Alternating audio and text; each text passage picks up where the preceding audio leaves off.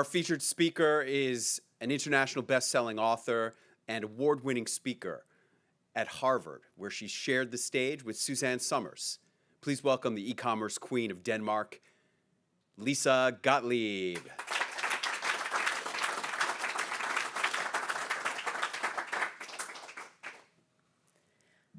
I'm sitting at a table in a very small restaurant, in a very small hotel, in a very small city in the west of Greenland.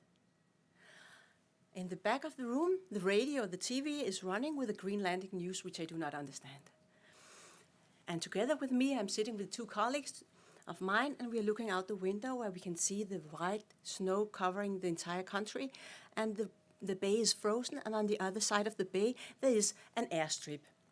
And we're having a conversation about the weather and whether the plane will land today or not.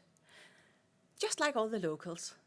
This is a common discussion they have every day, because if the plane is coming, then they will have news to the city, they will have supply, they will have guests and customers and family and friends. That is their lifeline to the outer world. There is no roads to other cities in Greenland. Greenland is a huge ice island between Canada and Norway, just below the North Pole.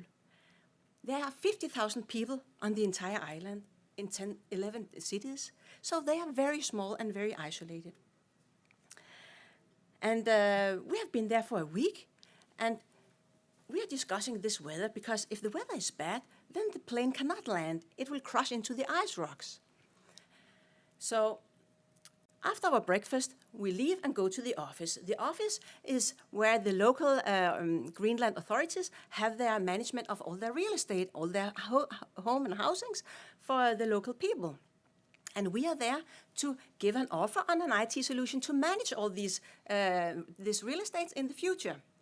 So we have to understand this business and learn what it is about. So we are interviewing them and looking in the data and try to understand what this is.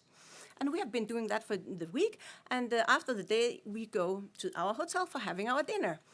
And today we just feel like, okay, this is the 8th day, and we have tasted this food. We know everything on the menu. We need something new. So we decided that we have to check out if there are any opportunities for that. And we find a little place in the city that's called the Shrimp.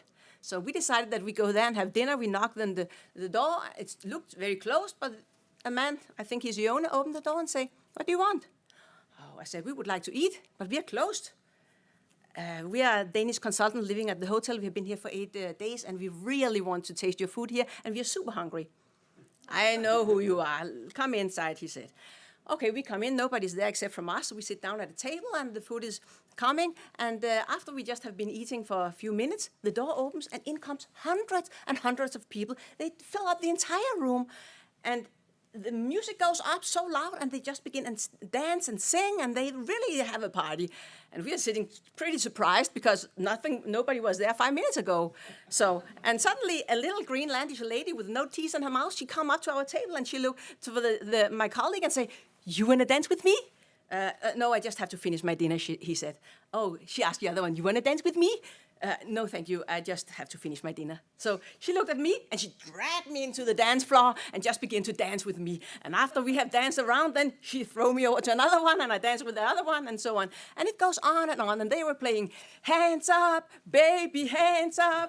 Give me your heart, give me your heart." And you know, at that time, it was 15 years ago, I heard that music, and it was popular. But here it was just like the newest hit.